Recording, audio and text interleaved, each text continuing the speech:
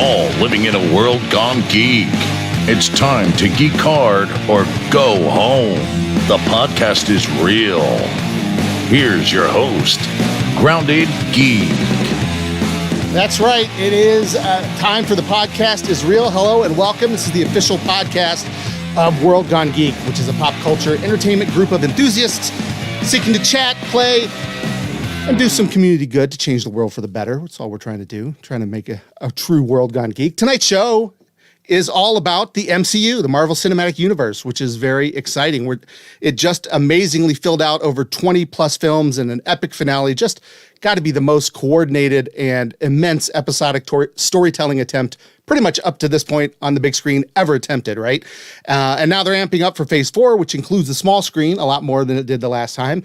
And hopefully we're going to get more of the same. And tonight we have a special guest on the show who will be talking about this with us, Mr. Tom Tennant, joining us from MarvelCinematicUniversity.com as we dig through the TV series, the upcoming film slate, and even speculate and theorize about what is to come. So you don't want to miss that. Please stick around. Before we do that, however, I must introduce my intrepid co-hosts, my geek comrades in arms, and that's not weapons, but actual arms of the metallic, robotic, tentacular type. Here's Utah and Aaliyah. Welcome to the show, guys. Hi, welcome. Yeah, it's good to see you, Aaliyah. Greetings. What are you playing? I couldn't quite make it out. I was trying to play the World Gone Geek intro.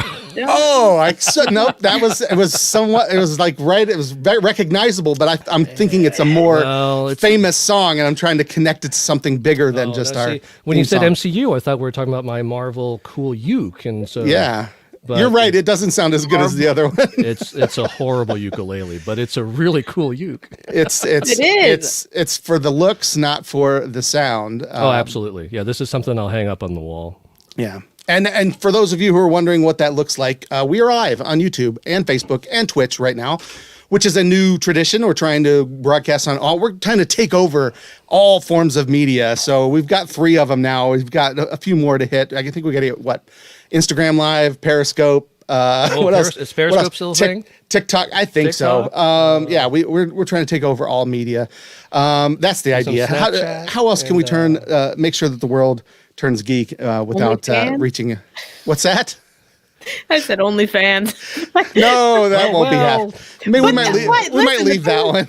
No, the thing is that I saw because on Hulu they keep sending me these ads. And I saw the OnlyFans. I thought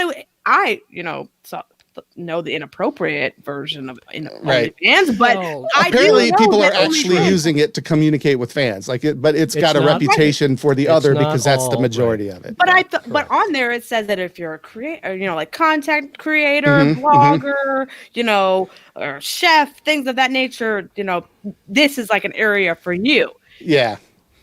But we'll probably avoid the connotation and just stay. We have Patreon, which is very much the same thing, except sort of. Actually, you know what? I just opened. It's funny. I'm glad you mentioned that, Utah, because I haven't really been taking good care of the Patreon site, mainly because you're the only patron right now, Utah. But the reason is just I figure you understand. It's kind of like I don't clean up the house when you come over to visit, right? Because it's just you. It's just but when we did open a Buy Me a Coffee, buymeacoffee.com/worldgonegeek. So if you go there, you can also just throw $5 towards, we changed it to Buy Me a Pizza, which $5 would not buy any of us actually a pizza, maybe a slice or two. Maybe a personal pan. What? Yeah, at Little Caesars. That's true. Yeah, but yes, I could eat one of those by myself. So you would have to get. We need another $5 for Utah and Aaliyah to have one, because you guys can share. Aaliyah and I are splitting one. I heard that. It was an insult aimed at myself because I will eat the whole pizza. That was the joke. I could easily eat a whole pizza. That was a self-deprecating joke. It was not any kind of an implication of anything like that. But yeah, check that out.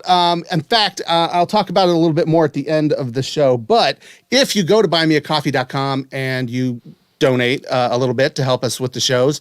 I'm sending folks vinyl stickers. So we've got these stickers. I know a sticker is not, $5, but again, it's to help us keep the lights on, and you can support us by sporting this sticker on your notebook, your so Trapper cool. Keeper at school. We can see your face through it. Or on your lunchbox. I know, because there's part of the green. Oh, that's kind of weird. I'm gonna see if I can get my eyeball in there. Oh, No. maybe not. Really Sorry, neat. again, sight gags on a podcast don't work. So this works on YouTube, but not on the podcast. But anyway, I've got these stickers. They're our new logo. I'd love to send you one. Make sure you put your at your Twitter in there when you support us, and we will. I will DM you. So you have to be following us on Twitter, or I won't be able to DM you. And we'll get one of these to you, because we want people to have them, and it's awesome. So before we get started, we do want to break the ice a little bit. This is what I'm asking you guys to talk about this week. So really, I just want to know, and we've done this on the show before, but time has passed, and I want to know what you guys are binging. What are you binging right now? What is your current binge? I'm going to say binge a couple more times, so please tell us what you're binging. You're binging the word binge? Is that what you're Yes, binging? I'm binging saying the word binge. So Utah, go ahead. What do you? What's your current binge? The last show you're watching multiple episodes of in a row. Well, okay, so I guess the Sam and Bucky Power Hour doesn't really count because It's being weekly. released It's not. It's hard to binge that. I guess. It's hard yeah. to binge that, right? Yeah. So I can't say that I'm watching anything else regular. Well, I am catching up on Lovecraft Country because I never finished the first season. There you go. So there's. How are you on enjoying HBO that? on HBO Max? I love it. I can't It's wait. pretty amazing. It's pretty. Yeah, it's pretty fantastic. And I don't know if they've already signed up for season 2 or not, but I haven't heard. I haven't heard either. But the first season so far, I think I've got one more episode to finish up the season. But it's been fantastic. I mean, between the historical aspects of it, and then you throw in a little bit of X-Files in there, and the cast is brilliant. It's really one of my favorite shows. And Awesome. I hope a season 2 comes up. Yeah, me too. Aaliyah, what are you watching? Dark. It's on Netflix. Dark. Yeah, isn't it like a weird time travel thing going on too, or some strange shenanigans? Yes, so it is. Shenanigans. Yes, definitely some time shenanigans. It is a sci-fi drama-esque. There's 3 seasons. I'm only on like episode 5. They're like 45 minutes, maybe an hour each. Which every time I say that now, I'm thinking I've spent 5 hours of my day watching these episodes. But it's fine because although like my friend that I'm currently living with, she could sit through and just watch them, right? And because of the suspense, I do not like scary movies. I can just withstand suspenseful movies, but I'm sitting there, like this with my hand over my eyes, barely peeking. Right. But it's a fantastic show. Fantastic. Awesome. But you have to make sure that you're paying attention. It's one of those things where if you look away for a second, you can miss something. So it is. Oh, so that's a struggle for you then. Yeah. If you're like, If you're watching it like this, you're going to miss a lot of things. Well, because that there's like obviously those scenes where you could hear the suspenseful music and that something's about to happen. Oh, yeah. And so that's when I'm just peeking through my eyeballs. But also, you guys know about the horror that my father has put me through as a child, so I have always to, scaring you, and you come in with weird masks. Yeah. Yeah. So don't let on that you're watching this, or he'll find a way to sneak it into your his next prank, right? Oh, well, you're not at home, so you don't really have to worry about it. Well, yeah, right now you have to. Well, I don't know. If he's really persistent about pranking her, he could drive over there. Yeah. Yep.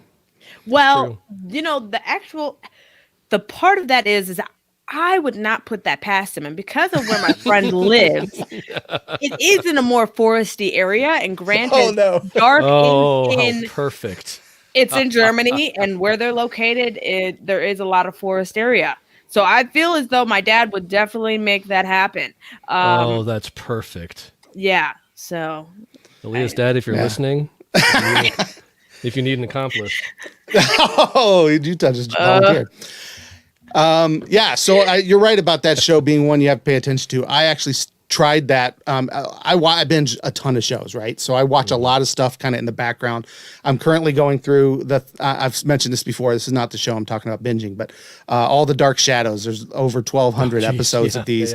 I'm in about the middle. I'm in the 600 somewhere. And those I just leave on in the background when I'm working and editing and doing things because you don't have to pay as close attention. It's a soap opera, so they repeat what just happened like 7 times throughout the episode. They're very, very on the nose with everything. But that Dark, I tried to watch one like that. I was like, what? No, you have to watch it. So plus, isn't it subtitled, I think? It is because they speak German. Yeah. And so I like subtitles, so it doesn't bother me. No, but you can't casually watch a movie that's subtitled, right? You gotta look at the screen. Right, you can't just listen to it. Unless German is your language, you're stuck. So my binge... Nugen. Yes. That's about as far as it goes for me. And I still don't know what that means. It's just I know it's a Volkswagen commercial. Thing, right? Yeah. Oh, you said hello. Is it Farfignugan? I have no. I think it means go fast or something. Who knows? No, that means like fun driving or something. Something. Who knows? Yeah. So my current binge actually is the new show. You can find it on Peacock or probably on Sci-Fi if you have it on demand. And that's Resident Alien with Alan Tudyk. With Alan Tudyk. And my gosh, is this show fun. It is so silly and so fun, but also kind of serious at times. And it gives me vibes. Now it's not exactly like this show, but it gives me those Eureka vibes. You guys remember that show, Eureka? Mm-hmm. That was a great show. It's like it was just this quirky fun, but it also had kind of like this serious sci-fi undertone going on with it as well. This show, I mean, you already know Alan Tudyk is going to be funny, and absolutely, he plays an actual alien who has crash lands on Earth, and then tries to fit in. And you think, okay, well, it's just going to be like a Mork and Mindy type of situation, except his mission is to actually destroy the Earth. And that's not a spoiler. Like they tell you pretty much right off the bat, that's what he's here to do. And so it's like, it's funny to see him trying to acclimate into, or what's the word I'm looking for? Right. Because assimilate into like human society. Because he looks human to everybody. Yes, he's taken on the form of Alan Tudyk. But then there are certain people who have a genetic disposition to be able to see him as he truly is. Like, and there's a little boy who can see him. It's really funny. It's really silly. It's also kind of irreverent. It's the whole gamut. Me and my wife love watching it. We're cracking up laughing at the humor. It is really funny. Great show. And it just finished like the season finale. So you can probably find all of them on Peacock now. But we started on Peacock, but they weren't releasing them as fast as Sci-Fi was. So Sci-Fi ended up where we watched the rest of them. So check those out. You can find I imagine if you have Sci-Fi in your cable, you might be able to find it on demand. You know what I mean? Right. Otherwise, it's on the Peacock network if you have that. So gotcha. Peacock is the streaming. I was mentioning the Sci-Fi because not everybody has Peacock, but you may have Sci-Fi as part of your cable program, and you can either pick up the reruns or pick up the on-demand and watch it. So that's awesome. That's my binge, and it's been a lot of fun. So all that said, that's our little brief kind of banter. We got through the beginning here, but we really want to get into the MCU. We want to talk about all the stuff that's going on. You mentioned it as you'd love to binge it, but we can't because it's coming out weekly. The Sam and Bucky Power Hour, as we affectionately refer to it, the Falcon and the Winter Soldier, is awesome. Such amazing. A great episode. Last episode was. We're going to dive into that shortly, but I'm going to bring on our guest. We're going to welcome to the show from MarvelCinematicUniversity.com and MidwestMovieMaker.com. I think he can correct me. Oh, he nodded. It's Tom Tennant. Tom, welcome to the show. Hey, gang. Hey, Tom. Thanks for having me. We're grateful that you're here. You're just back from vacation. Yeah. And you're all well rested. And, sure. Oh, awesome. And ready to talk all things Marvel. In fact, you probably spent most of the vacation thinking about Marvel. Yeah, a good portion of it. I could imagine. Yeah, you had all this free time. Lay out on the beach. Where did you go? Contemplate. We went to North Topsail Island in North Carolina. Okay. So if you're lovely. It is. It's undiscovered. So if you are into just going someplace where there's like nothing to do except be on the beach and be with your family, it's perfect and not expensive. So, very cool. The restaurants are, but we stayed in the VR. There has to be something. That's right. But we stayed in a VRBO for like 150 Oh, bucks cool. a night, and it was a 2-bedroom condo, 2 floors. It was really nice. So Nice. I would Good for recommend you. that. Yeah. All right. Well, as I mentioned, our kind of early banter is over, but I do want to ask, what are you binging, Tom? Let's go ahead and ask you the same icebreaker question. I was trying to think of this when you asked, and I'm not really binging anything. I like got to the point with COVID and everything where I like got burnt out on binging. So I've been catching like little bits of things, but you were talking about Resident Alien. Number Whoa. Sorry about that. That's okay. And we just watched the premiere episode, so we're getting into that. So I think I'll be binging that. And it is Alan Yeah. Tudyk is just so underrated. He's so really, great. really good. Yeah. Super fun. Yeah, that's a great one. You're going to enjoy that. Yeah. And there's stuff coming out. There's that, sorry, I interrupted, but on Netflix that, The Irregulars, have you seen previews? Yes. of that too? Yes. That looks Yes. I really good. wanted to That looks start that good. as well. Mhm. I mean, they're just bombarding us with shows I want to watch. It's just, Yeah. it's killing I me. know. This is for a guy who just loves and like kind of obsesses over binging and like seeing them as soon as possible. And then having a family that's like, yeah, we'd like to watch that, but isn't ready to watch it as often as I am. It's stressful. So no, I'm kidding. Yeah, The Irregulars looks amazing. HBO is premiering The Nevers tonight at I was 9 gonna say o'clock. The Nevers. That's looks like really some good. almost like the one that was on Amazon Prime with Cara Delevingne I can't keep up. with the fairies. I don't know. It's like almost like a steampunk. Carnival. No, what was that called? I forget what it's called, but I know what you're talking about. Yeah, but anyway, this seems like the same kind of thing, a steampunk world with magic, a little Harry Potterish type world, but a little more for adults perhaps. And so, yeah, it's that looks interesting. And it's like, please, give a little break and let me just enjoy what you've already put out. And then there's Them on Amazon Prime right now. Yes, I heard that's been. I heard that was fantastic. I have seen multiple trailers, and I got a clip on Facebook today that just made me like, oh my gosh, this show is so unnerving, and I like those Yes. kind of shows. So looking forward to that. Yeah. I can't keep up. I'm Aaliyah, like- Them sounds like it's perfect for you. Yeah. I want to watch it. I also started watching Static Shock, like the original Yeah. one, because I wanted to Oh, be I prepared also for started it. watching Invincible, and that's Yes. pretty good so far. Thank you. Another one. I'm And- two episodes. I'm on episode 2 now, and so far it's been great. No, I'm up to speed on that one. I went ahead and watched the rest of them.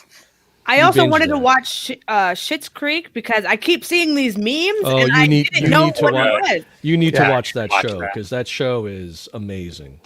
Oh man. So It's really So we could do a incredible. whole show about which shows we're gonna. Obviously, what started as an icebreaker question is now going to be the topic Has of our next show. bled Right. into- yes. So, not true. Actually, we're going to be doing a different topic in a couple weeks. But tonight's topic, This Week in Geek. we are all talking about Marvel. So Marvel, DC had their time with Snyder Cut. They got some attention. We're done talking about that. We're moving on to Marvel, and there's lots of cool stuff. So for Number 1. we are going to be talking about television. So Marvel Cinematic Universe includes both film and television, which is awesome. It has for some time, but never have they really No, they're both there, but they've never really melded together the way they're hoping to do it now. Like on Jessica Jones and the other shows, they'll mention things that happened in the films. Agents of S.H.I.E.L.D. was almost for a while crossed over and then just went, "Wee." yeah. But now in television, they're actually making shows with the characters from the movies, these limited series, which we just finished off the brilliant WandaVision. And now we're in the middle of the Falcon and Winter Soldier, or the Sam Bucky Power Hour. We are going to make that a thing. Hashtag. So yeah. And this is the time to throw out, by the way, if you haven't seen WandaVision, if you haven't seen Falcon and the Winter Soldier, we can't say if you haven't seen Loki, because that hasn't come out yet. So we can't spoil the things But that that haven't come looks out good. yet.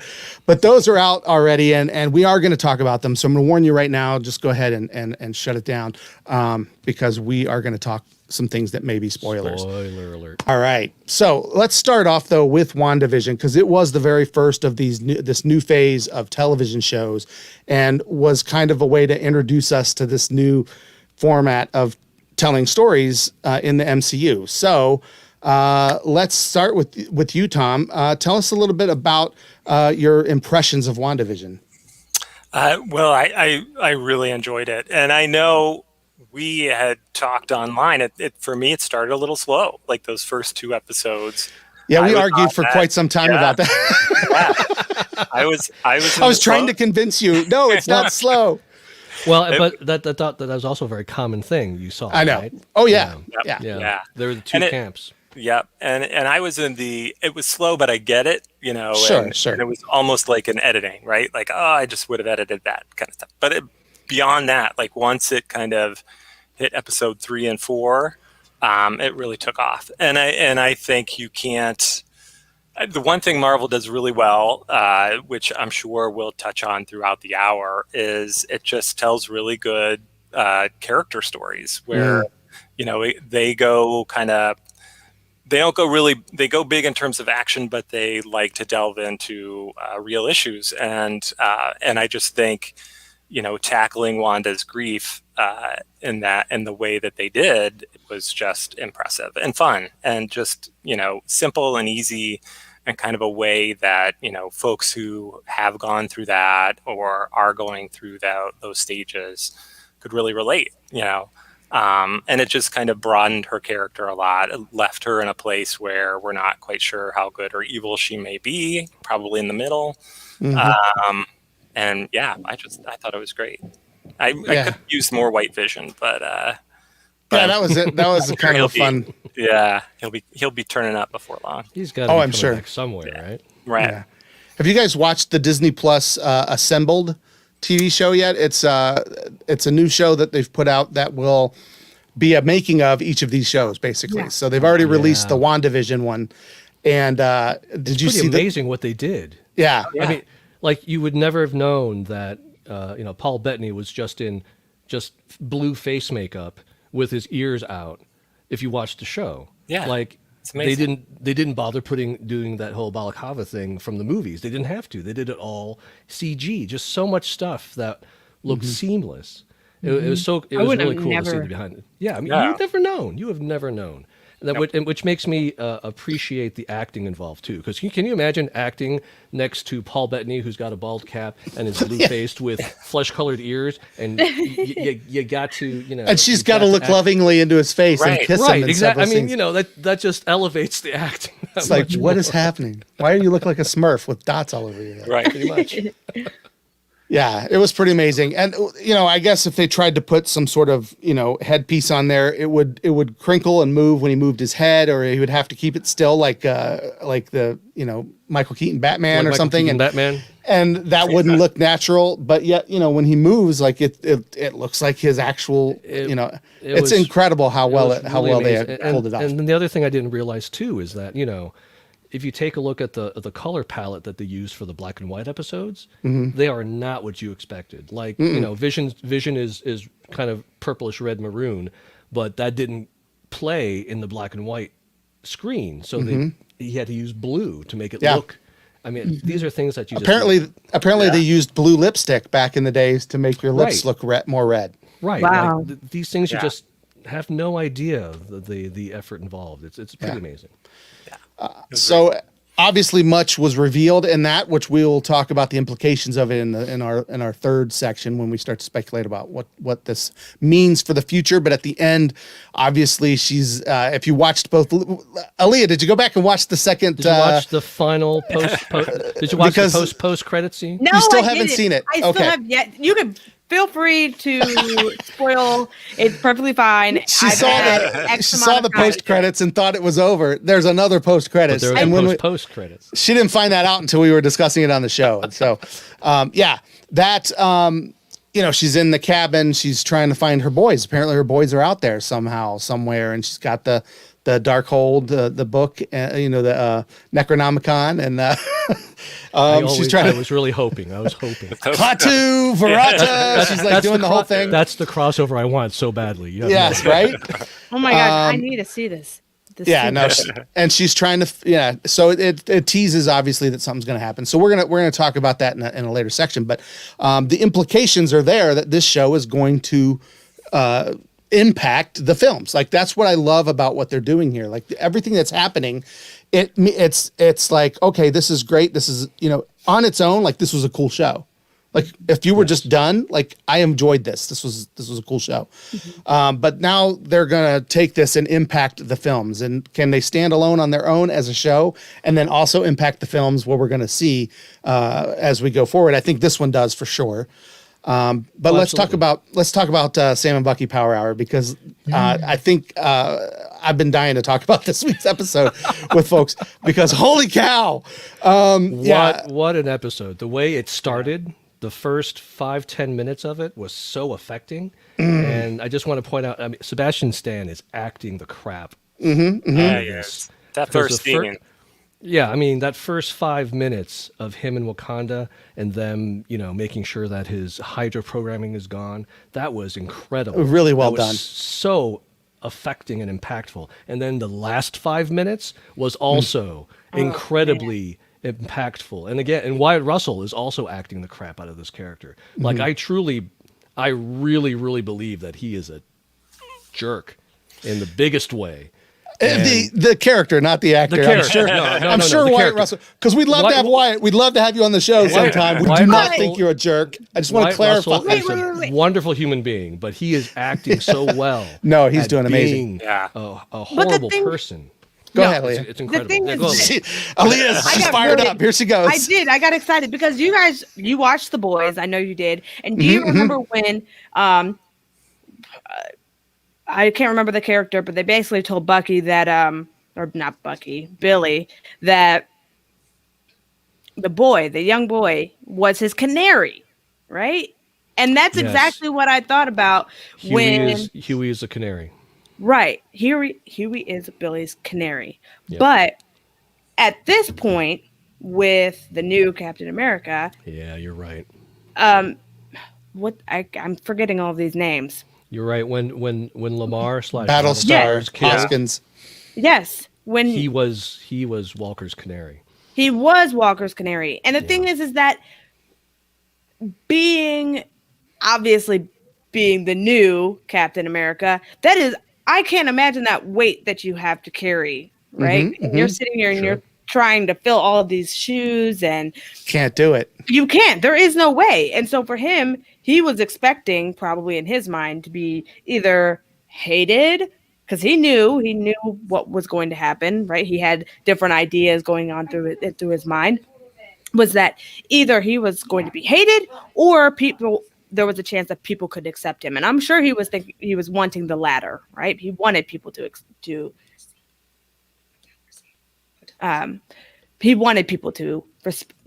respect him. Sorry, give me 1 second, guys. Sorry.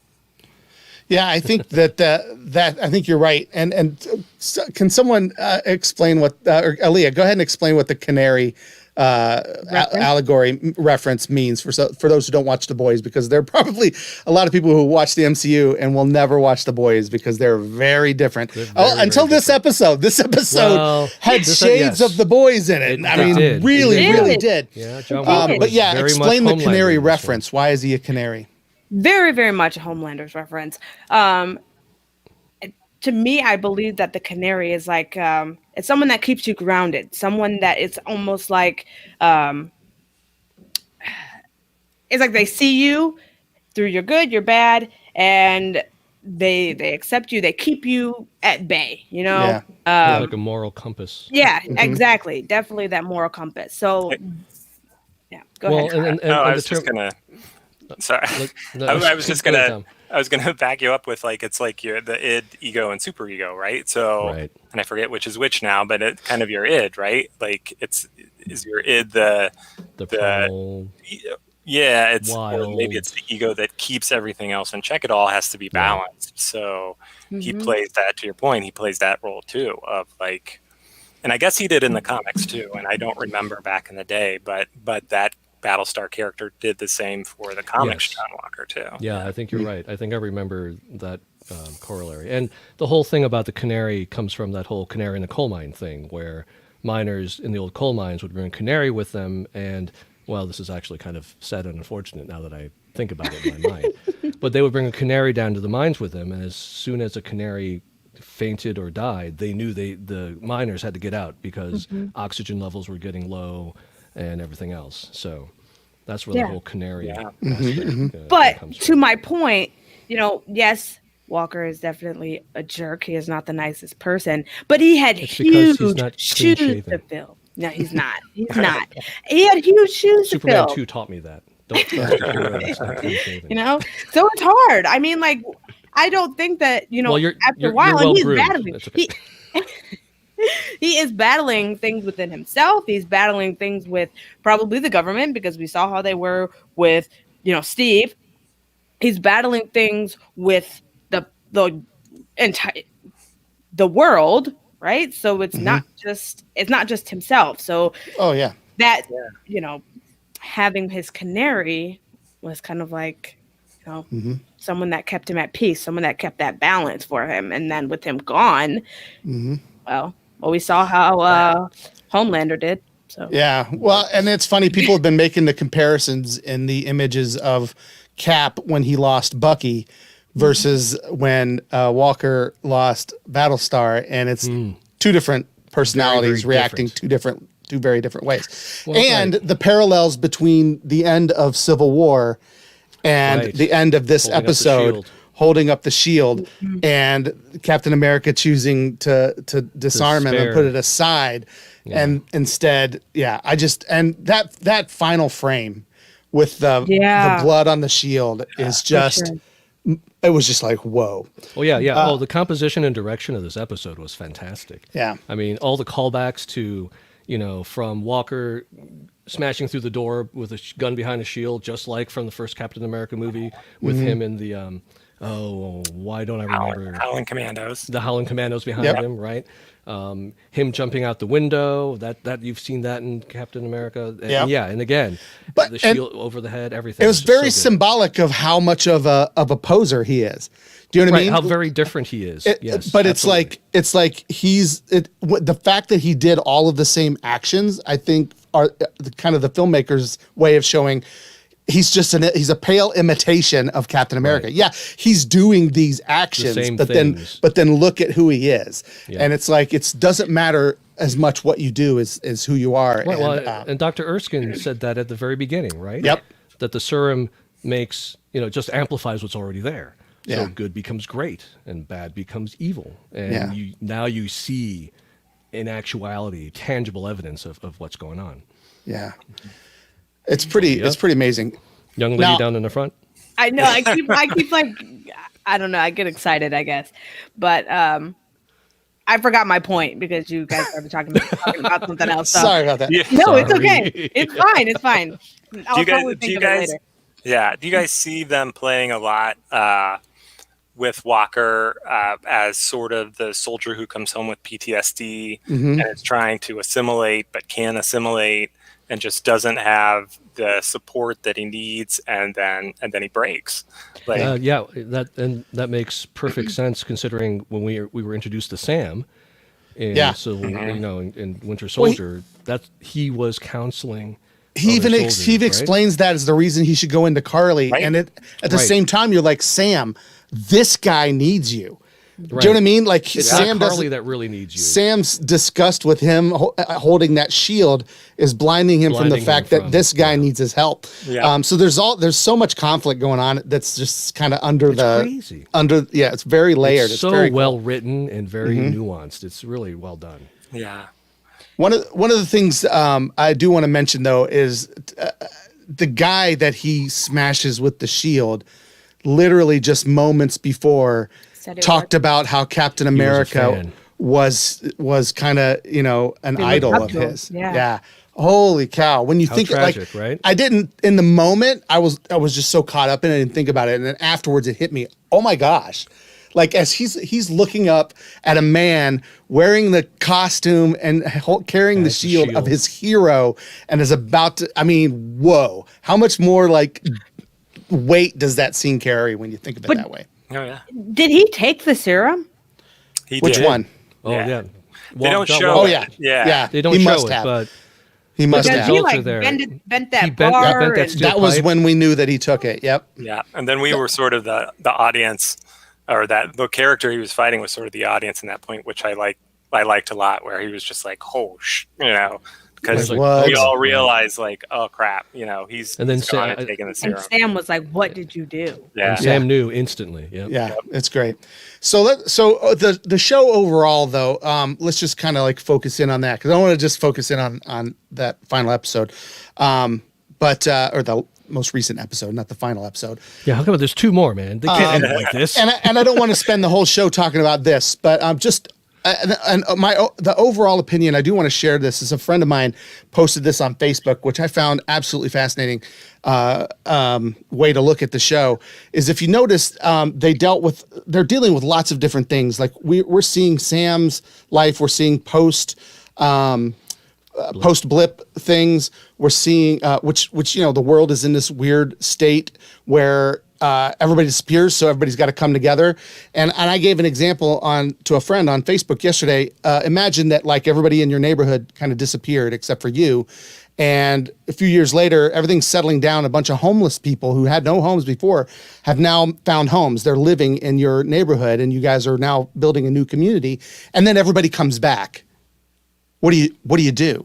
Yeah, that's where Carly's group is coming from, right? They're the homeless folks who moved into those homes or came to those countries to help them rebuild. They were refugees before, or they were disenfranchised. And it's like, now in the post-blip, we have somewhere to go. They need us, so we're helping them rebuild. We have homes now. And then everybody comes back, and the countries are like, oh, our friends are back. You guys got to go now.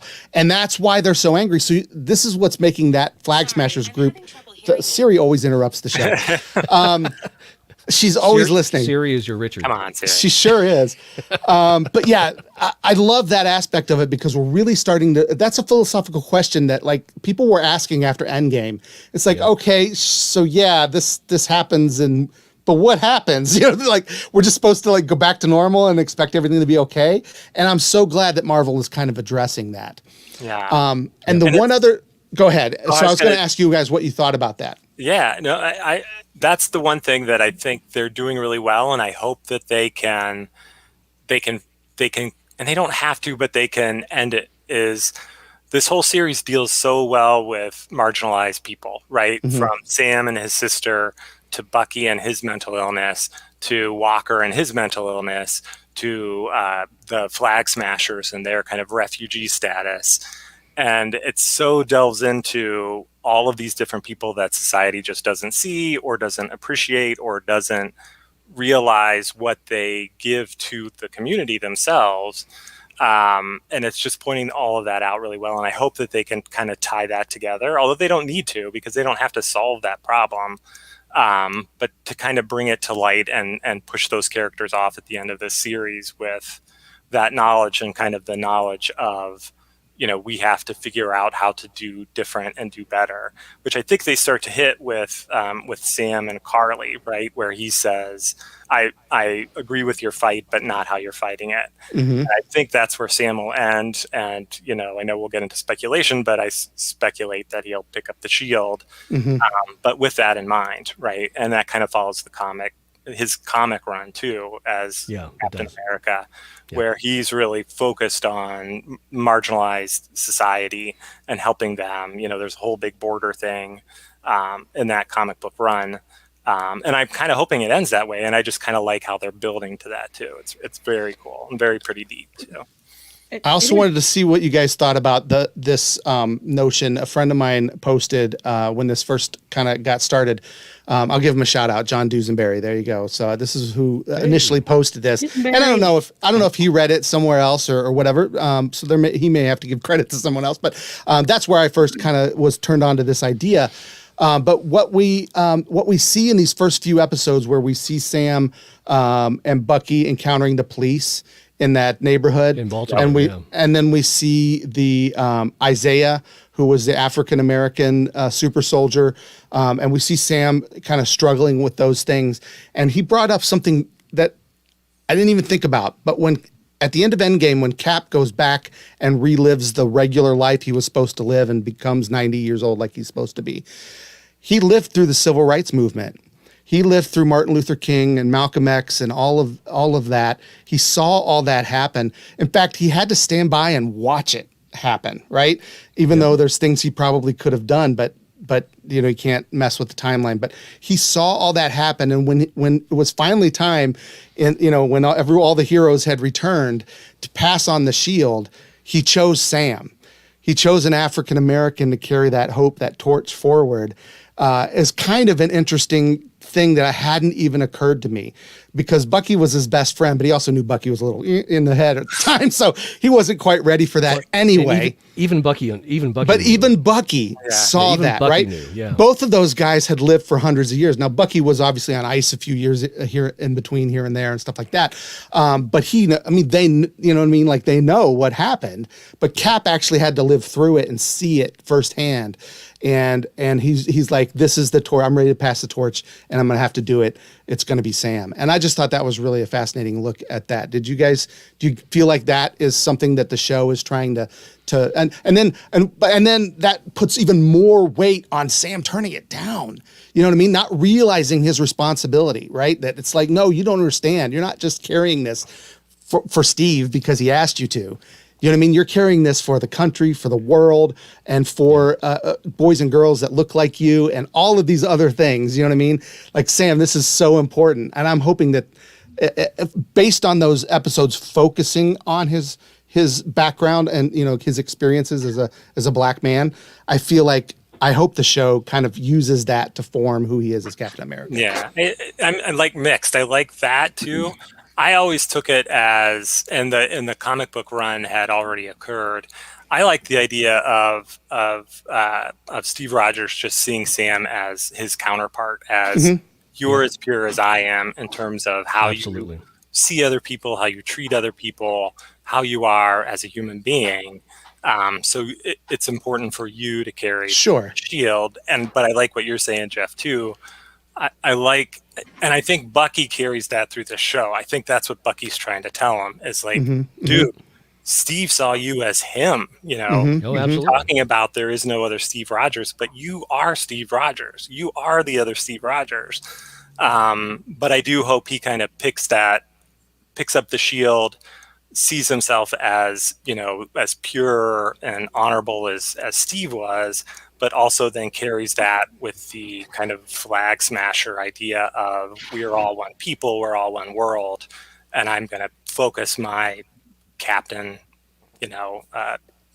role that way too. So that's where I'm hoping that goes.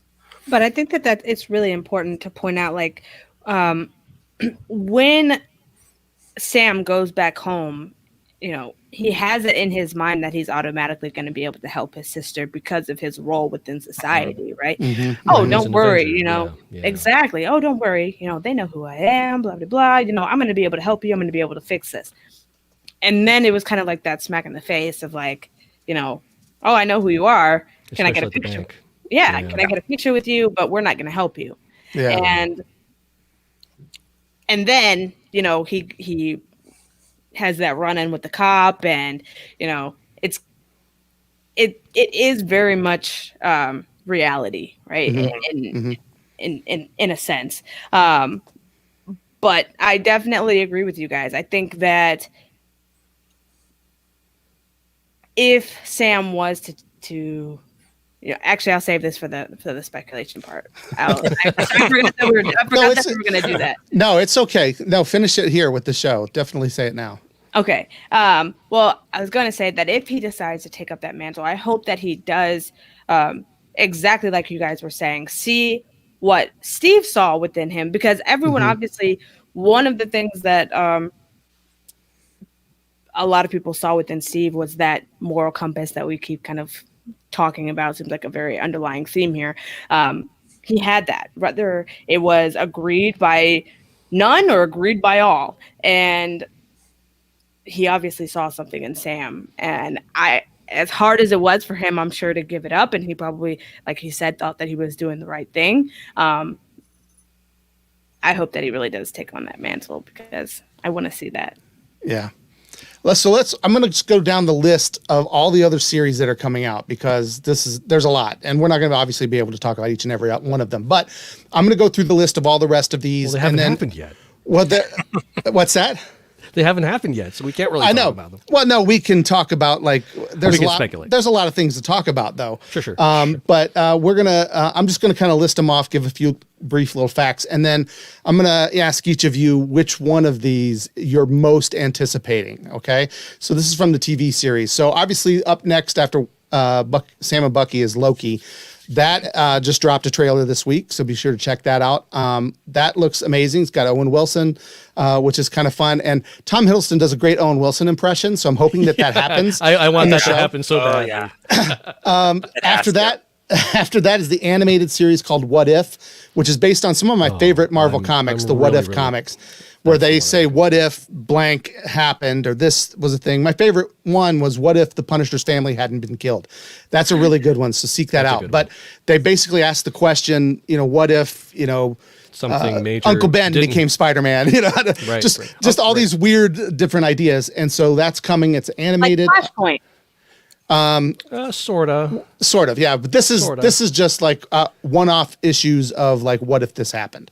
Not, it's not true multiverse exploration really necessarily. Right. Just hypothetically speaking, it's like, happen? Well, what if this happened? So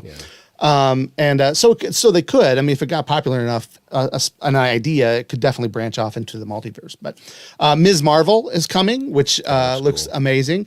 Hawkeye, it's kind of on the bubble there. It's getting it's supposed to come out, but I think didn't Jeremy Renner get some mild cancellation rumors or something? People are trying to cancel him. Well, I mean, they're still for some things filming. So. Yeah, so I think it's coming out. I think I don't know what's going on with that, but it seems to be a little bit of a troubled thing. Hawkeye, it looks like it'll be right. This one, Moon Knight with Oscar Isaac, which that's awesome.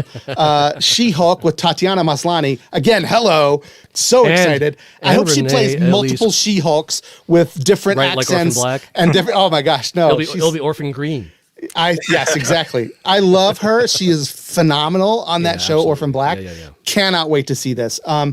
The Guardians of the Galaxy Holiday Special, which is going to be a television special. How awesome is it that they're even doing this? Obviously, James Gunn is producing that and writing it and directing it. Obviously, he and Disney have kissed and made up, and all is forgiven. And Volume 3 is, I know, but it's not. He's not just coming back for Volume 3. Like he's doing other things. It's like he's not just like fulfilling that obligation and then kicking it back over to DC for the rest of his career. He's sticking with him for a little bit, so that's good. Secret Invasion, which is includes the Skrull we already met, played by Brett Mendelsohn. Am I saying his name? Mendelsohn. Ben Mendelsohn. I knew it was Mendelsohn. And Samuel L. Jackson, obviously in that. Which again, I can't believe this is for television. Like what? This is going to be a limited series. It's got these guys in it. Ironheart, I'm so looking forward to as well. Yeah. That is going to be awesome. That already has cast somebody as Riri Williams, so it's definitely in the works. Armor Wars, which is Don Cheadle will be in as War Machine, getting to finally headline as War Machine, which would be kind of fun. I'm assuming Riri will show up in that. I mean, if it's around the same time or they're filming, it wouldn't make sense that he's doing iron things without her being in there somehow. I feel. I do hope. I'm curious to see. That's speculation, but yeah. Right, I am curious to see if they're going to follow the comic book series Armor Wars, or if it's going to be slightly off. But yeah, I'm excited for that too.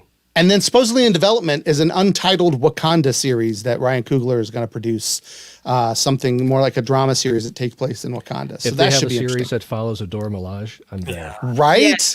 Especially again after this last episode of Bucky. Just give me a series where it's all about Adora Milaje. If he did that first run, the Ta-Nehisi Coates, if I'm saying yes, with where they and I can't remember the characters' names, but I thought I can't say their name. I can't say her name. Io.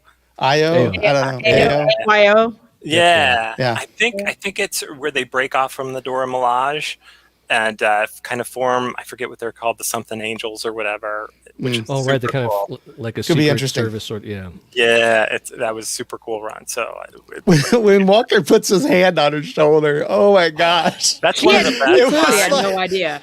Yeah. That fight scene that was so great. The prelude to it.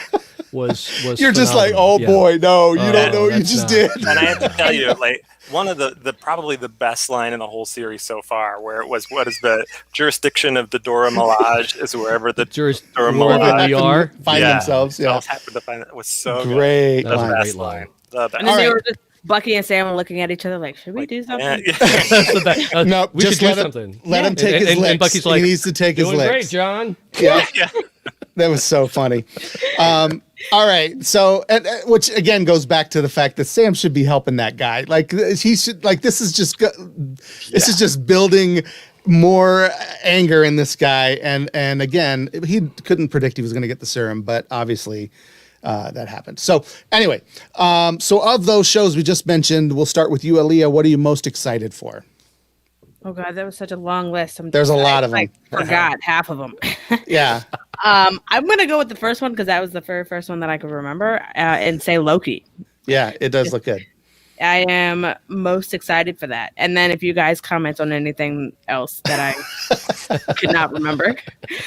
Yeah. No, Loki Utah. does look good. Well, I mean, so it's tough for me because being a Marvel kid growing up, I mean, well, Jeff, you know, it was always make mine Marvel for all of my childhood, just because, as we've discussed before, the Marvel characters were just so much more relatable to me. And so seeing all these things from my childhood that I was a big fan of kind of pop up into live action, big budget television series is just so mind-boggling to me. And it just, it's so cool. I like Loki coming out because it introduces the Time Variance Authority, and I think the TVA is an interesting little facet of the Marvel Universe that I don't think a lot of people know about, and I think this will be a great introduction into that kind of that kind of thing where there is somebody watching everything and making sure that the timeline is correct or okay. And then, of course, that goes into bringing in the multiverse and everything else with Doctor Strange 2 and everything. So which one are you most looking forward to? Is it Loki? I gotta say, so now that I've said that, what if is the one that This is your way of getting to talk about two of them, and you're only supposed to pick Yeah. one that you're most looking forward to. Aaliyah said I could jump. That's yeah, I jump said, on. hey, I if know. there's anything, So- because I I, know. No, but- remembered but- about Moon Knight, and I am very But in excited. all honesty, what if is the one I'm looking forward to most. Because the what if one-off issues were so great, and it's so cool to take, like you said, take something, a huge event in the Marvel universe, and just change it, flip it, not even to the exact opposite, but change it, and then let's see, this is what happened. And so I love that kind of hypothetical idea, and the fact that it's an animated series, I think is cool. I think that's a neat choice. The fact that they brought all the actors to voice their characters in this That's animated cool. series is Yeah. astounding. You don't get to see that often. And so, yeah, so I'm really excited to see that. It's going to, it's just my thing. So the rest of it looks great, but what if is the one I'm really looking forward to. Yeah. Yeah. So. What about you, Tom? I'm with everyone else. It's hard to pick one, and of course with Loki's trailer, that's I'm vibing for that. Pretty Yeah, awesome, yeah. but I'm gonna go with I think I'm gonna go with Hawkeye, only Oh, yeah, because I love the and now I can't think of Matt Fraction's run, and that they're kind of basing the series on that run is very exciting because it was so good, and I'm a huge Kate Bishop fan. I love that they brought in Haley Steinfeld to play I her. think she's perfect casting. Yeah, and just to kind of, I like Jeremy Renner as Hawkeye, but maybe to kind of retire him a little bit and have Kate kind of come forward is pretty exciting. She's a great character, and so I'm looking forward to that. I hope it turns out. Pizza Dog is in there, Tracksuit Mafia is in there, so it's looking pretty good. So Yeah. I'm And for that. great setup to the new Avengers. I think Perhaps, probably.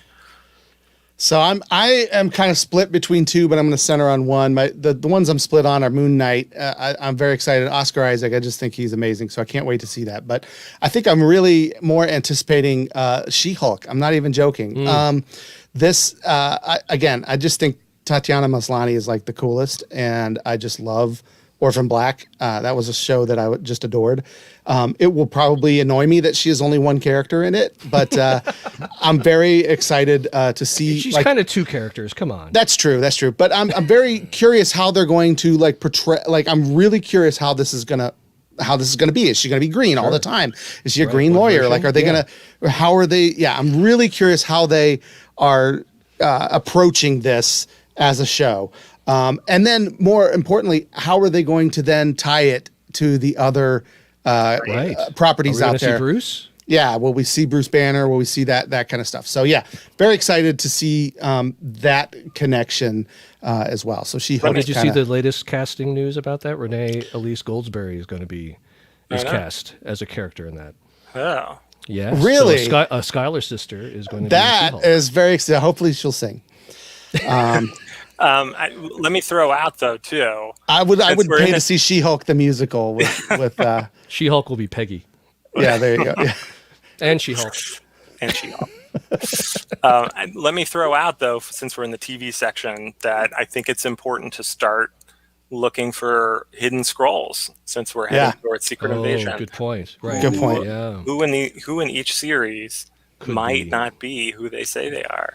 Right. Cool. Well, let's think about that, and let's see if you have any theories here on the third section. But we can't get to the third section until we do Number 2. All right, so we're going to do a similar thing with the films here. I'm going to go down a list of everything that's coming out, and we will touch on a couple of them in a little bit more detail, but then just kind of what are you most looking forward to. But obviously the one that's probably the highest anticipated one right now is the one that's been delayed for so long, and that's Black Widow, right? It was supposed to come out last year, and it was supposed to start the Phase 4. Yeah, it sure was. COVID-19 had other plans, and Disney is just like digging their feet in, trying not to release this until it could come into theaters. They just really didn't want to do it. And now it's happening. It's coming out. It's going to be on Disney Plus as one of the premier access. I believe it's also going to be in theaters, right? Yep, they're doing both. Yep. So they're following kind of the HBO Max, strategy there, which so far. Extra. So far is working out. Yeah, exactly. So far it seems to be working out for HBO Max. It seems to people are still seeing some of these movies in the theaters, which is great. Like Godzilla v Kong. So. Yeah, Black Widow is the first one. Again, I'm going to go through these and then we'll backtrack a little bit. So Black Widow coming out July 9th. That's not that far away. It's very soon. Shang-Chi and the Legend of the Ten Rings. Very, very excited for that. It's coming out right before my birthday, so happy birthday to me. Eternals. They thought we need to put a movie out so that Jeff can go to a movie on his birthday because it's been a while, right? And so we're gonna have to have a Marvel movie in September so he can do that. Eternals is coming out in November. It's coming out the weekend of Extra Life and of Neo Comic Con. Yes, so I don't know what we're gonna, or Akron Comic Con is the same weekend. So I don't know what we're gonna do, guys. We got to figure that out. But Eternals is coming out then. Spider-Man: No Way Home is due right before Christmas. Doctor Strange and the Multiverse of Madness moving into 2022, directed by Sam Raimi, which is going to be phenomenal. Yeah. Thor: Love and Thunder. Taika Waititi is back in charge at the helm of a Thor movie, which let's face it, the one he did was obviously the best one. Everybody loved it the most, and so he needed to do another one, and that's coming out in May of next year. Black Panther 2, July of next year. I mean, next year is huge. Like 2022 is going to be jam-packed. Captain Marvel 2 is coming out in November. Ant-Man and the Wasp, Quantumania. That one does not have a release date yet, but they think it's going to be in 2022. And I'm like, where? My gosh, there's so many. How are you going to fit that in? And then, of course, you've got Guardians of the Galaxy and Fantastic Four that were announced, but not given dates because probably Guardians of the Galaxy is going to be 2023 and Fantastic Four maybe in 2023. Blade is going to be a movie or a show. Why is it not on my list? It's going to be a limited series, I think, right? I thought it was going to be a movie, but it was. I just realized it's not on my list. It's probably not on a lot of lists, just because other than that announcement at San Diego Comic-Con, right, and the casting, right. There's not been much news. There hasn't been any talk about it, so yeah. I think that's why it's not here. I was under the assumption that it was going to be a movie, but based on the quality of the casting and the budgets for these Disney Plus shows, who knows, right? It could very easily be a Disney Plus show. I mean, fingers crossed for Wesley Snipes as he needs a cameo. Would he be Whistler? I want him to be Whistler. How cool would that be? How cool would that be? That would be cool. He would make a good Whistler. That would be cool, but that would almost be too distracting, I think. Well, I don't know. We'll see. I don't know. Mahershala Ali is pretty, just like, he's very intense. Yes, very much takes over the screen. He was absolutely one of the best parts of Luke Cage season 1. Oh, yes. For sure. Yeah, stole every scene that he's in. He's just phenomenal. So, yeah. So Blade definitely deserves to be on the list, but it's not on here because we don't know when it's coming out, or we don't have any announcements whatsoever to make for it. So, but of all of these, that might be the one I'm most excited for. I'll just give away. Spoiler alert. I am very excited for that movie. I love the Wesley Snipes Blade movies up to the third one. I'm not crazy about that, but I love those movies. I thought they're so much fun. I mean, and that really the first comic book. That's basically the comic book movie. Yeah, that was the main reason that we have an MCU. We can thank Wesley Snipes' Blade for that, because the success of those movies made them realize, okay, this could be a thing. Yeah. Anyway, so let's start with Black Widow. What do we know about it, Tom? We know that this takes place, and correct me, I'm going off of memory, between Civil War and Infinity War. For a very good reason. Yes. And I think it's okay. We can spoil Endgame and Infinity War now. Because Black Widow's still alive during Widow, right? So she is on the run, and she heads back to Mother Russia. Presumably, I'm going to guess, to hide out to begin with, and then falls into some kind of adventure with trouble with her family, who apparently are all Black Widows except for her father. Except for Father Guardian, who's going to be one of all of our favorite characters for the rest of time. Instantly. Right? His backstory in Stranger Things shows us how he got to Russia, right? Sheriff Hopper. It's all the same universe. That's right. I'm trying to make that happen. Yeah. And then they face off against Taskmaster, but he's kind of the henchman for the main bad guy, and I can't think of his name. It's a Russian baddie. I'm gonna have to look it up. But that's you're right. Yeah, that's kind of a thrust, and I think we'll deal with a lot of family issues, really, more than anything else, and kind of your family is what you make it issues, right? Because these aren't her true although family. Her true. Maybe her sister, right? That would be right, not biological. Right. Maybe one of them is from the last trailer, but I'm not sure. But I don't think so. Right. I think they're all within the agency, so to speak. Right. So and a lot of cool, crazy aerial stuff. I think we're gonna see. Right. Good stuff. That's been in since the very first trailer. That's the aerial stuff. Crazy aerial stuff. But it'll be fun to see Taskmaster, who's one of my favorite characters. Yeah. Who we haven't seen yet, or have we? Well, yeah, right. Exactly. I mean, because I have there's some theories going around that one of the characters we've seen in the trailer actually is the Taskmaster. I don't know if you've heard that. We can get into speculation when we get that. But yeah, that we've already seen who the Taskmaster is. It turns out to be somebody we know, or somebody she knows. Possibly, yeah. Yeah, so that could be interesting. I'm excited. Who's excited for that one? Oh yeah, I've been waiting for Black Widow since they announced it, and every time they said, "Oh, we're pushing it back, I was just pulling my hair out, going, "Oh, it's like." And I think the most frustrating part was, it was done. Yeah, it wasn't like they still had production to do. The movie was done, but they just kept on delaying it. And like, you have it in the can, so to speak. Just give it to us. Come on, please. It's a testament to Disney's security that didn't get leaked onto the torrent sites or something somehow in the fair point. Yeah, a year and a half, pretty much, or more. It's nearly 2 years.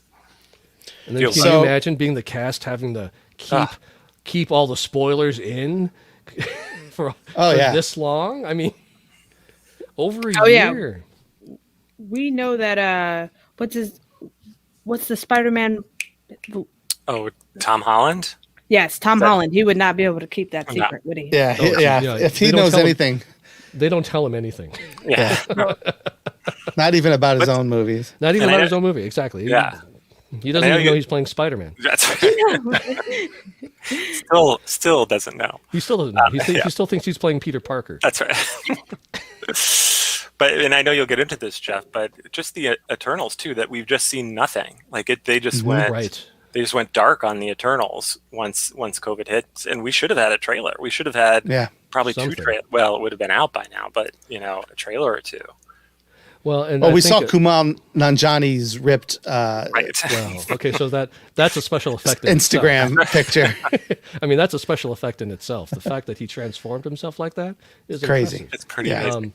But I think also the When the Eternals- rest of us during COVID are doing the opposite. Right. He's coming out somehow. looking like an Adonis. He's like, what? Yeah, is- my VFX team went the other way, and I still have to talk to them about that. That's right. yeah. But I think also the Eternals part of it is just that I think it's going to be such a visual effects heavy film because we're talking about Titans here. We're talking about beings that predate everything, right? And so I don't think we're going to see a lot of these actors' faces because they're all going to be very much CGI'd up like Thanos and his gang. But I'm excited to see it based on just the casting alone and the director. So It's just another one of those. It reminds me of Guardians, right? Where it's right. where you can say like, is this really going to play? It's like, are Yeah. people going to see it's this? true. Although now we know everyone's going to see it, but it's that same similar vibe of like just not what you would expect to come out Well, of Marvel. You know what? It makes me nervous that it might have what are the Inhumans vibe. Right. And that show that they attempted briefly that was horrible. and was just so bad. And so for some reason, when you bring up the Eternals, that comes to my mind. And I'm like, please, not something like that. Because again, Inhumans is a very kind of otherworldly, very, and the problem with it is that they made it too worldly. Like they did. Yeah, it was bad. It was so bad. They bit off more than their budget. Yeah. So yeah, this one, it's going to be interesting to see. And do we know what run or what this is going to be based on at all? I think it's it's probably a little bit of a mix, but it's the newer run, and I forget who wrote it. It's not the I know original. John Romita Jr. drew it. I'd have to look up who wrote it, but it has a very similar where the Eternals kind of don't know. A few of them don't know that they're Eternals, and they kind of Right. wake up to it because the deviants who are there, if you don't know, are kind of their arch nemesis, right? So, Yep. in very old school comic book style, the Eternals were beautiful people, and the deviants were ugly people, basically mutants, but not in the Marvel sense mutants, but mutants Mutated. And I think based on experiments by the now I can't think of their names. The Titans you were talking about, Utah. The big Kirby beasts, the Celestials, the Celestials. There we go. Yeah. Which is all crazy. This is all crazy Kirby It's- mythology. It's out there. It's very, very, it's, yeah. And how are they going to tie any of this to the MCU? I mean, it'll be Yeah. interesting. Probably not at all. It may just be like a kind of out there thing. Yeah. Well, I wonder, So we'll have to do you think they would touch upon Thanos at all? Because They could, because he was the Mad Titan, right? yeah, they could. And I could see them because they are eternal. They could touch on. I think a lot of it's supposed to cover ancient kind of Marvel history, so we kind of see how superheroes came to be in a little bit, or some of the power that came to be. Would this be a way for them to bring mutants in?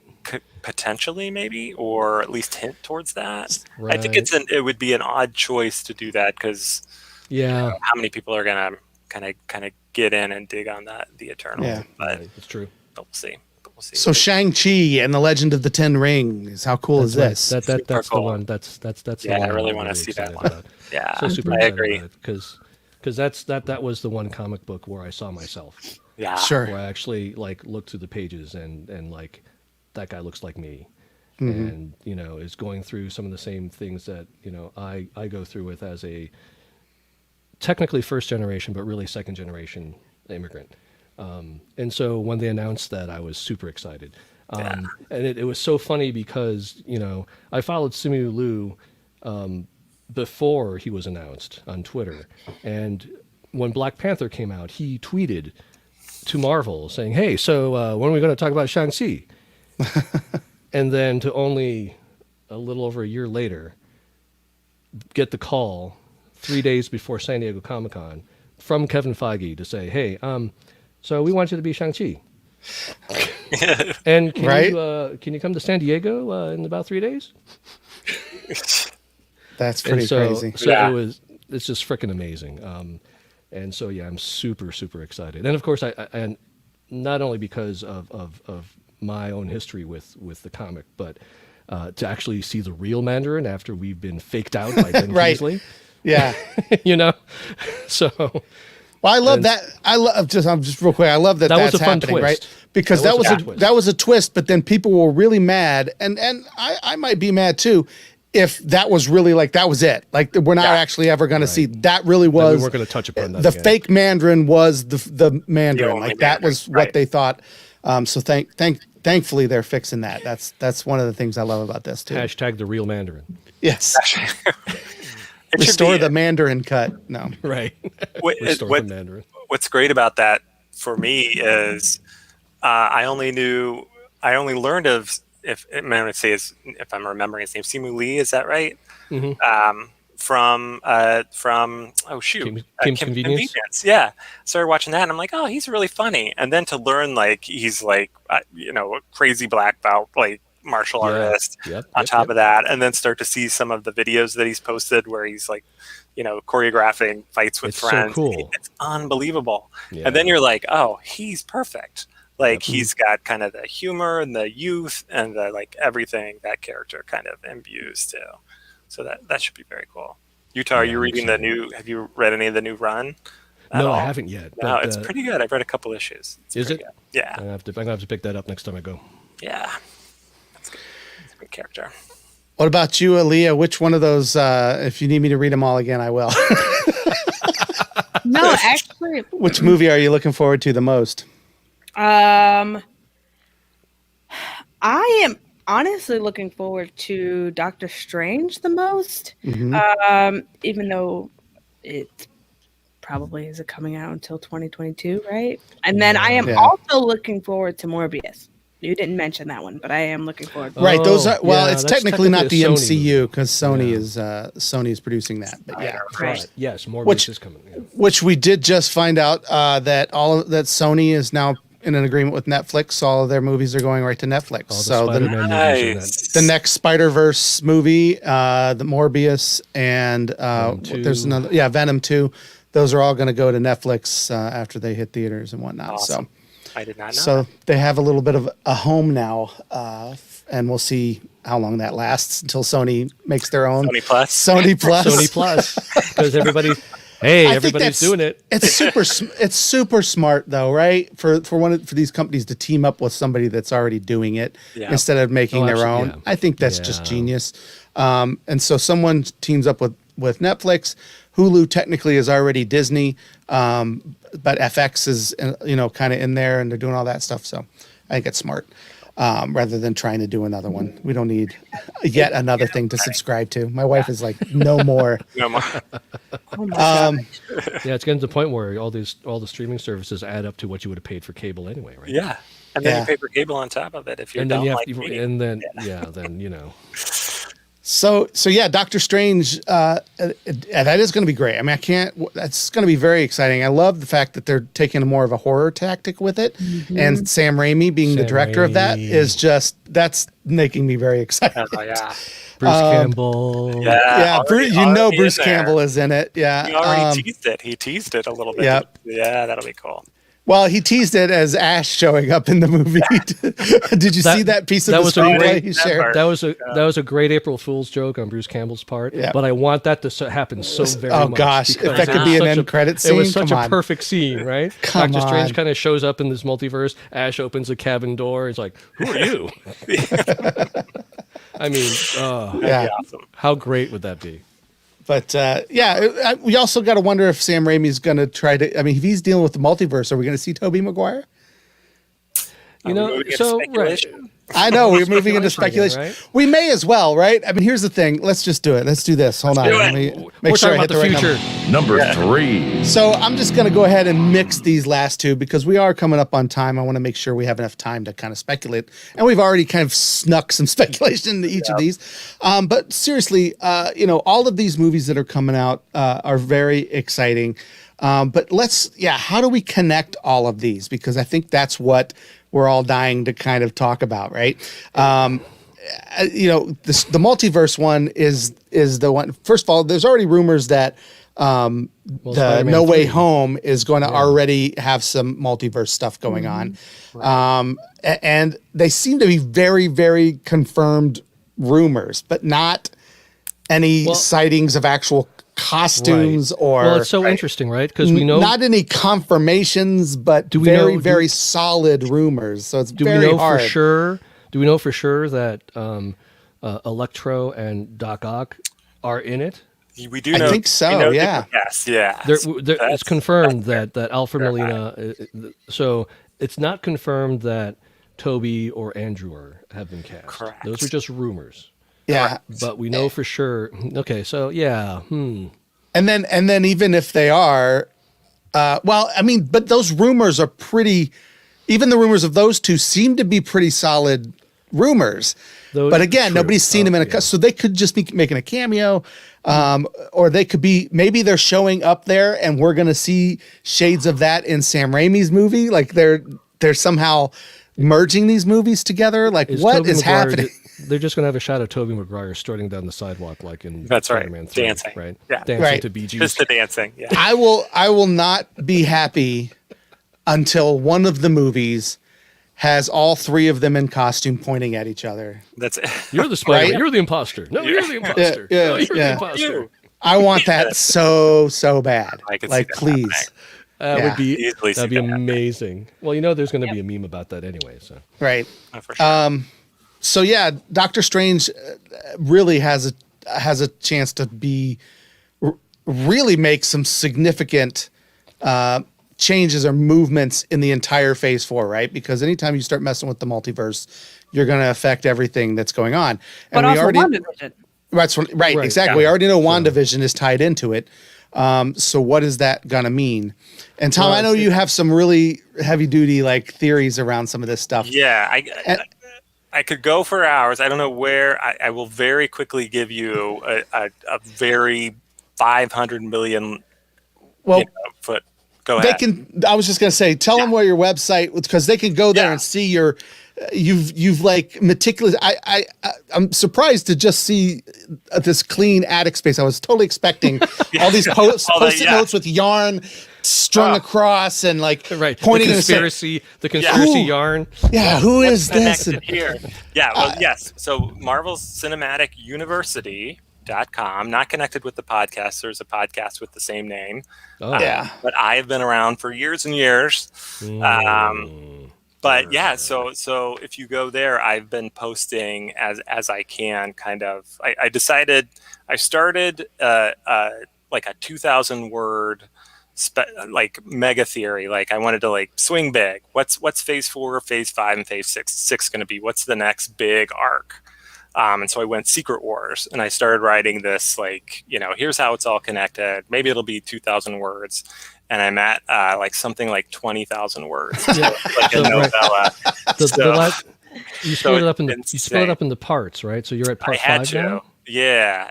I'm up to 5, and now I'm going to add Loki. Like I was going to kick over into Doctor Strange, but now I'm going to add Loki. And I tried to do it all before anything came out, and I just wrote so much it was ridiculous. But the mega theory, the mega theory is that they're going into Secret Wars. And phase 4, I won't dive into the whole thing, but you can ask questions if you want, or go to the website, right? Phase 4 is sort of this introduction to what an incursion is, the new Secret Wars, if you follow that. Kind of the idea of the multiverse is imploding in on itself, right? And I kind of deal with Steve going off to a different timeline, and Wanda, trudging into the multiverse on a search for her kids, and how that just kind of mucks up the multiverse. And by the end of phase 4, everything's a mess.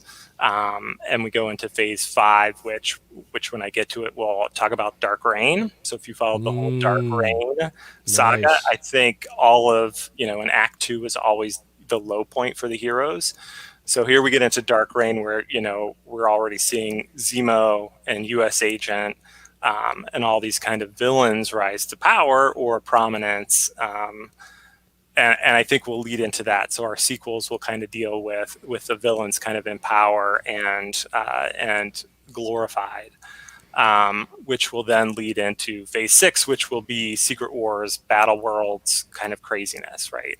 And I think that helps introduce the Fantastic Four. I think that helps Dr. Doom, mutants, Dr. Doom, like all those kind of characters in there. And I start, to your point, Jeff and Utah, like, the pins and the thread. There's so much going on, and I know 90% of it will be wrong, but it's that's part of the fun. Pretty fun. Yeah. But that's the fun of speculating, is coming up with some of the ideas and then hoping, waiting to see if some of that comes true. It's kind of fun. I did a similar thing during the prequels. I thought for sure I knew exactly how Mace Windu was going to go out.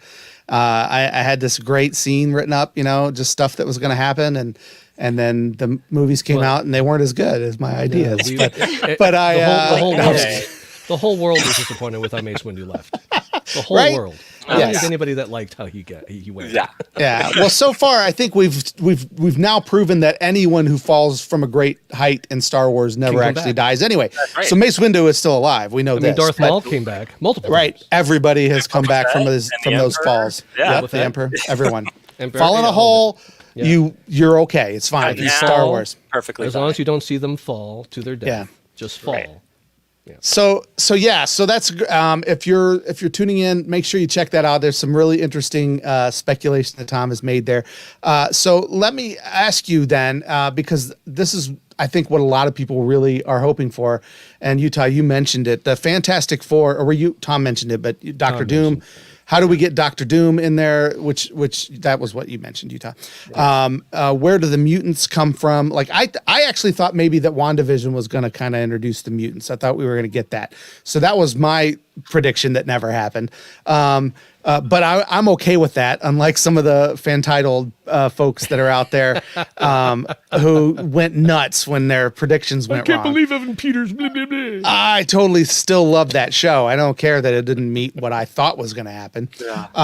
But it's fun to speculate. I love to try and see if we can predict where these things are going. And then when they completely usurp those ideas, I love that. Like, to me, that doesn't disappoint me, because it's like, if I knew what was it's kind of like every time, remember when Walking Dead first premiered and we kind of thought we knew everything that was going to happen because it happened almost like the comic book, and then they switched things up and Shane lived longer and died in a different way. Coral. Yeah. When all of that stuff happened, I was like, okay, this is great. And then when something did go with the comic book, that became a surprise, even though I was supposed to expect it. So they keep kind of, because they don't want, if you really want just what you saw in the comic book or the book and you go to see these things, just read the book again. It's they need to let them explore a little bit. We're seeing this through another artist's eyes. Another artist has taken a stab at this. Don't get me wrong. I still think some stuff that comes out that is deviates too much is terrible. I mean, you can have that opinion, but the world's not over, guys. We still have it, right? But yeah, so the mutants didn't come out in there. Fantastic Four wasn't introduced. The engineer that she kept mentioning wasn't Reed Richards. Like, these are things that we were all hoping would happen. So where do you guys think the mutants fit in to this phase? And I'll let you obviously share, Tom, and then we can chime in if we have Sure. ideas. But I'll let you share kind of how you think the mutants fit into this new phase based on your speculative powers over there. Yeah, and I haven't dug in deeply yet because I can't figure it out myself. But my guess is really it's Doctor Strange, and when we start diving into different universes, and the idea of Secret Wars for me is really bringing, it's Flashpoint to your point, Aaliyah, like it's bringing all of these universes together into one kind of prime universe. At least with the mutants and the Fox properties, right? So my guess is that it maybe gets planted there if they land in that world, in a Fox world. But I bet you we don't see, obviously, because we know Phase 4 for the most part, that we won't really see the X-Men until Phase 5. Maybe one or two characters. I mean, we have the Princess Bar, right, and Madripoor. So Madripoor. That's first a great spot. little like taste of places we couldn't go before.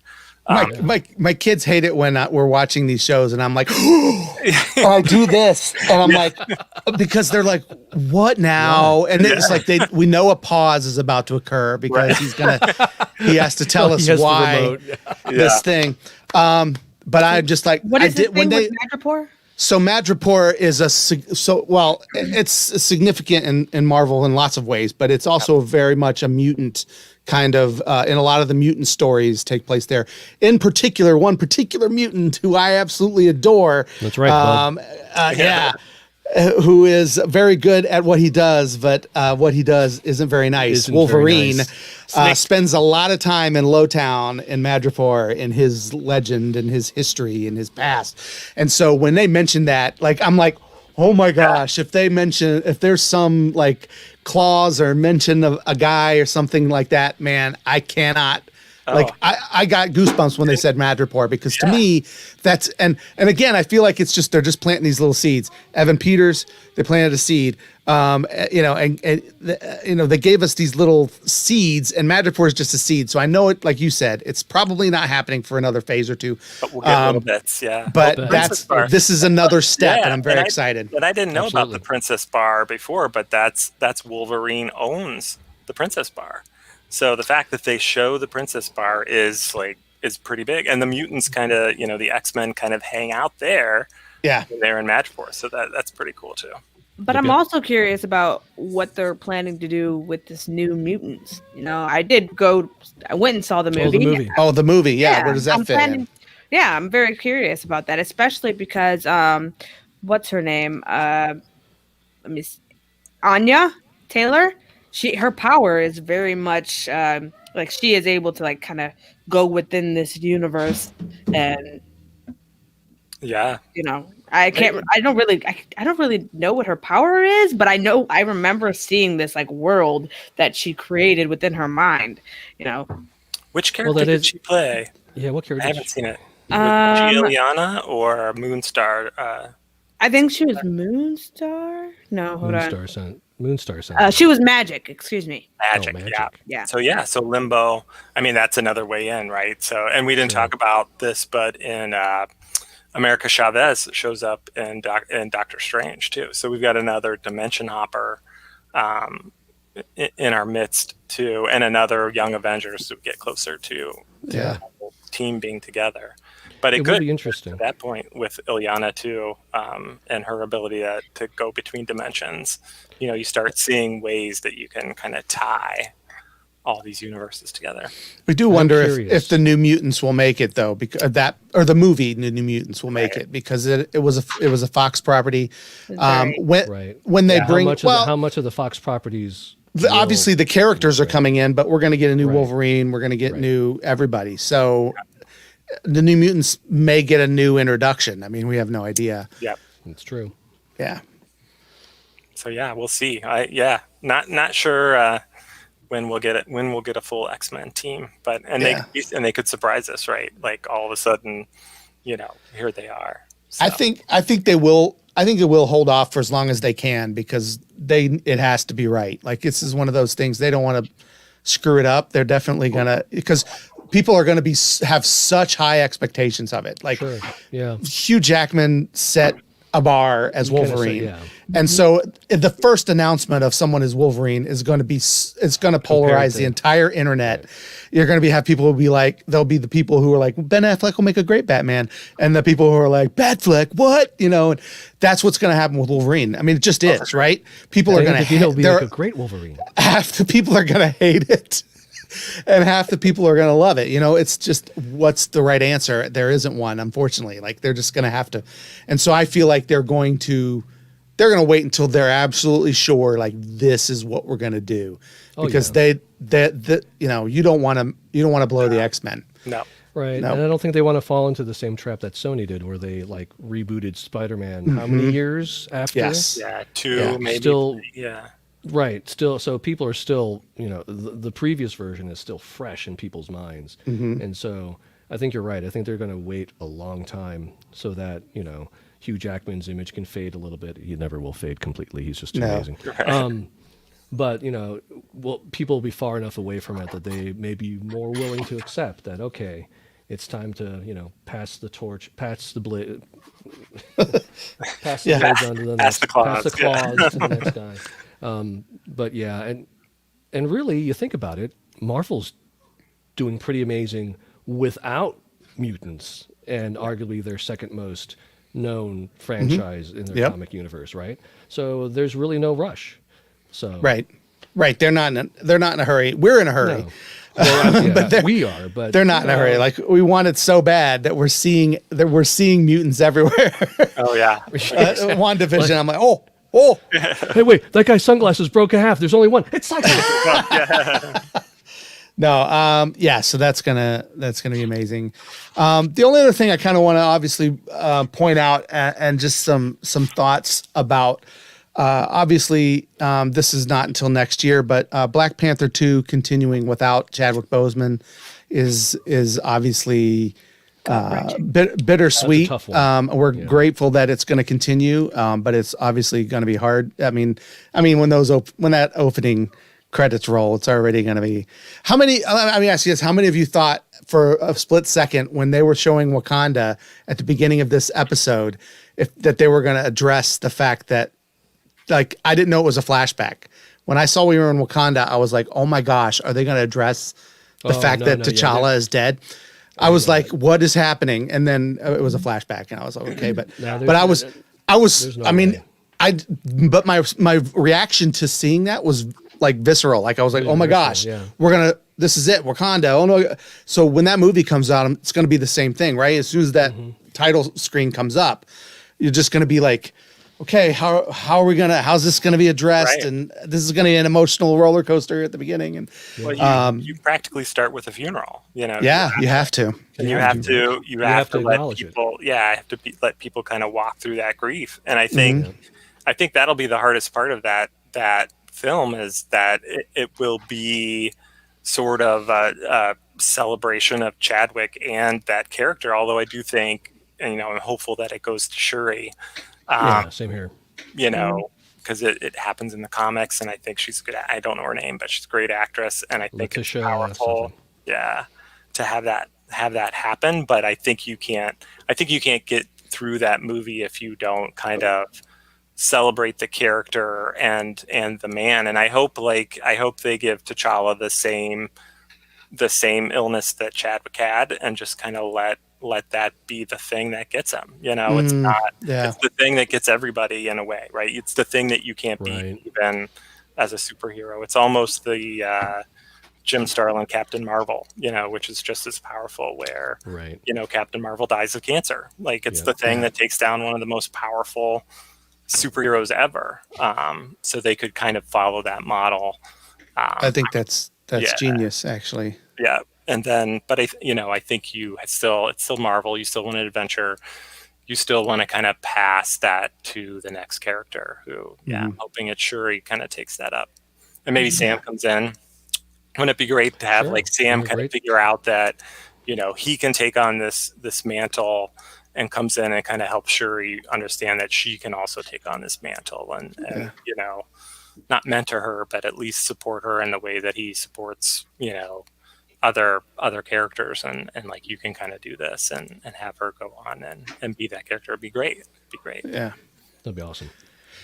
So lots of stuff happening in the Marvel Cinematic Universe. It is just Not enough stuff. Never right now.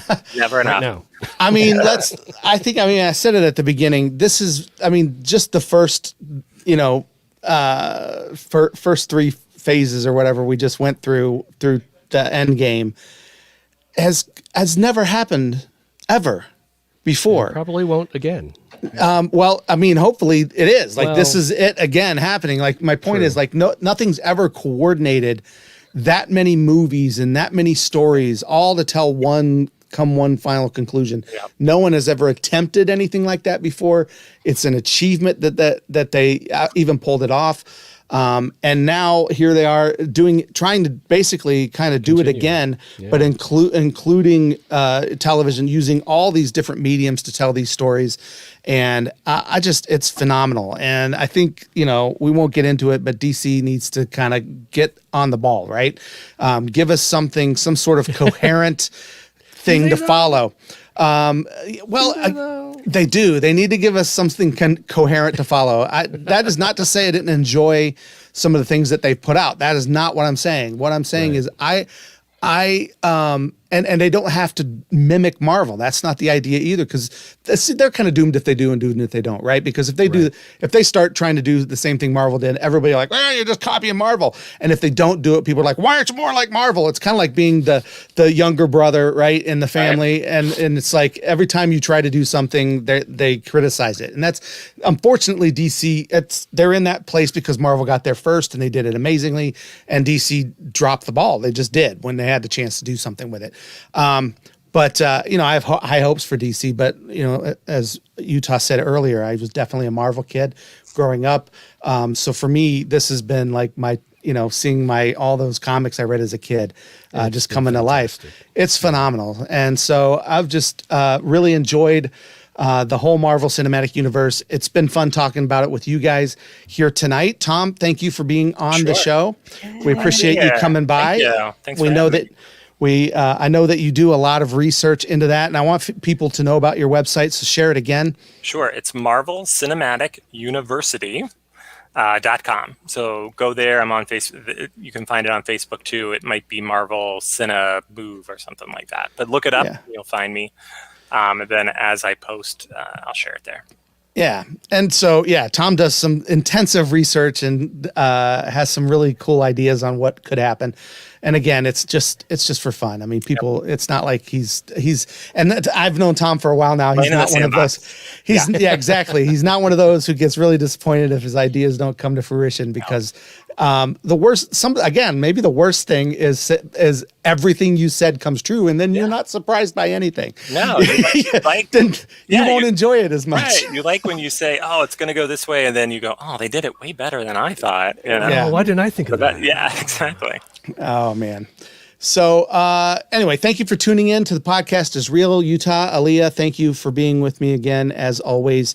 This is the official podcast of World Gun Geek. We're here live every other Sunday and every Thursday to provide pop culture entertainment in the form of a podcast or our audience interactive game nights, which we're doing on Thursday. And Tom, are you coming this Thursday? So. Are you able to? So. Yeah. Hopefully Tom's going to join us for game night this Thursday. We play Jackbox games. Please check that out. We're on YouTube, Facebook, Twitch, doing all of that. Make sure you subscribe, like, follow, or whatever function happens to be where you're enjoying us.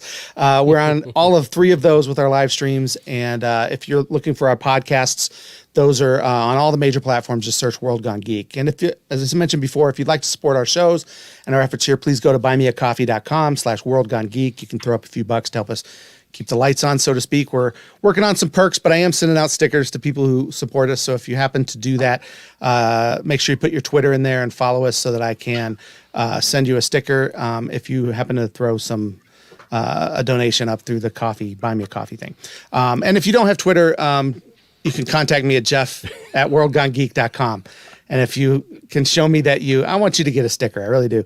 If you donated, I want to get you a sticker. So send me an email and your screenshot of what you did, and we'll get you a sticker. We want you to message him on AOL Messenger. Yeah, and I'm on MySpace. You might even get into one of my top 8 spaces. Be one of his top MySpace friends. That's right. Call into the Cleveland Bolton. There you go. Exactly. Well, big things on the way here at World Gone Geek, folks. Fun things, new shows, new antics, new games. Don't miss a single second. Subscribe, follow, like all the things. Follow at World Gone Geek on all the social machines, including TikTok. We're on there now, too. Content coming soon. Thanks for listening, and we'll see you guys next time. We appreciate you, each and every one of you. Thank you for being here.